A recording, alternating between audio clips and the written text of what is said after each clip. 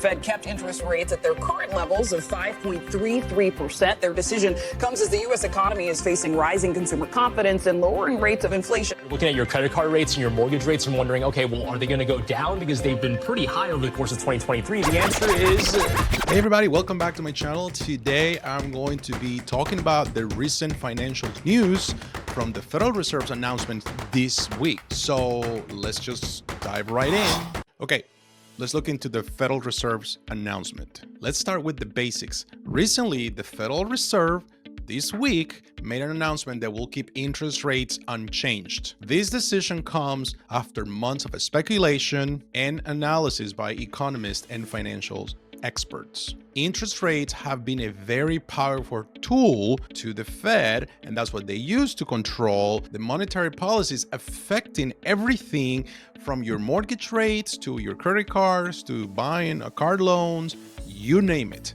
So apparently, the most recent reading is that consumers' confidence has improved. And in this article right here, you're going to see what it says. The Federal Reserve Fund's target rate has remained at 5.25% to 5.5% since last summer, following 11 increases that began in March of 2022. The rate sets a benchmark for other interest rates throughout the economy, everything from credit card to mortgages and business auto loans and so on. So this is exactly what it is. Now let's gonna go here at the bottom. It says, in December, the main measure of consumers focused inflation, the 12-month consumer price index, came in at 3.3%.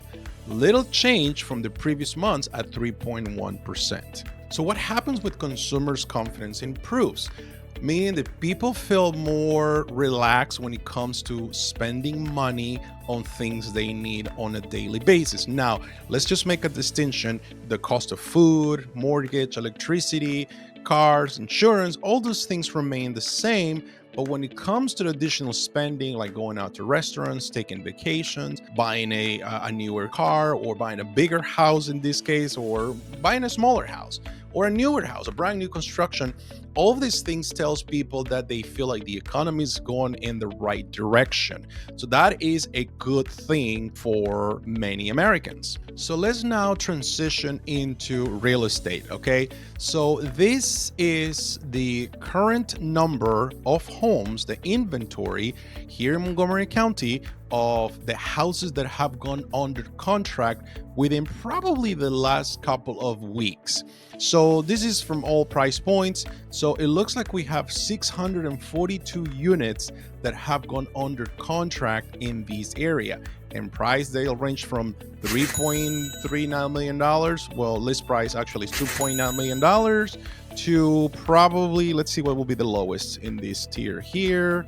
And the lowest will be, at $30,000, which most likely it's a parking garage in Chevy Chase, Maryland. So this tells you a lot of what is happening right now within the industry. And if you look at some of these figures right now, so let's just expand this screen a little bit more. And we're going to look right now here is the average days on the market. So if you look at this number right here, this column, it shows that a lot of these places went under contract very quick. If you look at this number from 0 to 1 to 2 to 3 to 4s and 5s, 6 and 7s, look at how there is this first page shows you 250 properties in here. So that's really a lot of things here that have gone under contract. Again, going back to that confidence, consumers' confidence, that people feel like a little bit more relaxed, and people hearing the news, inflation it's under control. So let's just all do it this way. So the inflation begins to slow. Why is inflation slowing? So I pulled this graph here for us to analyze and take a look and see how this is for 1 year. I'm comparing only to 1 year. So this goes back to February of last year, and to show exactly what was happening to interest rates. And as I move my mouse here, you will see that how interest rates were behaving. And don't take it in a bad way. Houses were still selling back last year. Houses were selling very fast last year, and maybe not with 20 offers all at once, but people were very good at, sellers were receiving, I will say, minimum of 2 up to 5 offers. In some cases, you'll see a random house here and there with 10 plus offers, but that still just tells you that for every house out there, there were 4 buyers looking to get a piece of that real estate. So these graphs here shows you the highest point of the interest rates was sometime around October of last year, and look at what is happening now because inflation has already come down a lot. So now I'm going to go here to this website that it shows the inflation rate. So look at the inflation, how it was back in February of last year, 6%, then 5% in March, then 4.9% in April, then 4.1% in May, then 3% in June. Went up again in July, went up again in August, went up again in September, and then it came down in October, came down in November, but it jumped in December. Okay, no surprise. December it's a month where people tend to spend money on Christmas gifts, dinners, traveling, and all those things. So that's why they believe they need to pause right now the increase in interest rates, because these 3.4% inflation rate that it came in December, we'll see how January is going to show. We won't know that probably until the middle of February. Stay tuned because I will make sure I bring those informations to you. So let's also talk about unemployment rate. At 3.7% unemployment rate is now back to pre-pandemic levels, though it has crept higher from post-pandemic's low of 3.4% seen in January 2023. The 4-month moving average of weekly initial job claims has not seen a meaningful increase in the entire post-pandemic era. So now you're probably asking, but what it really means to me, all these things you're telling me, I don't understand what it means to me. Can you explain it in very simple terms what it means to me? Okay, I'll do that right now. So what it means to you is, this is the time, if you're thinking about making any kind of project improvement where you need to borrow money to purchase something or to travel things, this probably is not a bad idea to start thinking to do it into this year, because it looks like the waves of up and down things are now coming to a point where things are going to be a little bit more normal. Things are going to keep the same way, which is a good thing for you if you're thinking about making the move in real estate this year. If you've been holding about wanting to sell your property and buy another one, maybe this is the time. Now, people are speculating either interest rates are going to come down. Well, the Federal Reserve said last year that they're probably inclined to reduce those rates, but nobody knows. And the unchanged that we're living things right now, maybe they're going to take a pause, as that's what they just signaled today, and they're just going to take things as little easy just to see how things go. Because remember, inflation can also get out of the control for the Federal Reserve again and make it very difficult. But for real estate, particularly what it means is that with lower interest rates, there's going to be more people willing to jump into buying a house. So if you are on the seller side of spectrum of things, that's potentially good news to you as long as the inventory remains low. For buyers, the only challenge they're going to have is that they're going to have to probably compete a little bit more, because those people that have been on the fence because how high interest rates have been are now going to make a jump. This is where you have to decide what gives, what takes. It's very important to know what's going on right now. So looking ahead, what do you think the Federal Reserve is going to do in the months to come?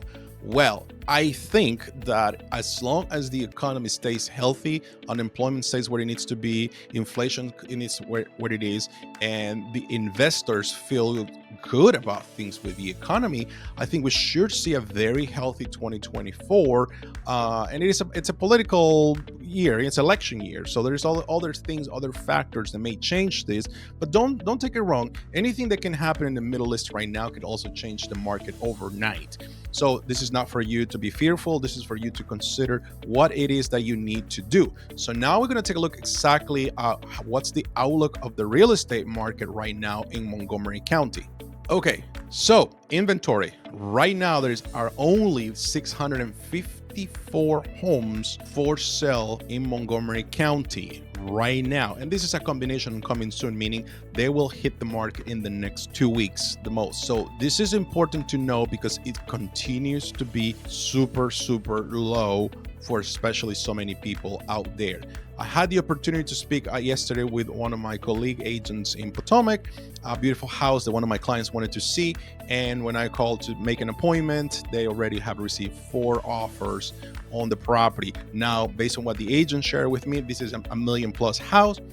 What they shared with me was they received 4 offers, and none of these offers escalated too high. So meaning the buyers feel a little bit more on the conservative side of things to wanted to make a move. So that is very important for you to consider, that you want to look at your options. If you're thinking about making a move in the next 6 months, today is the time to start thinking about your finances and putting it together.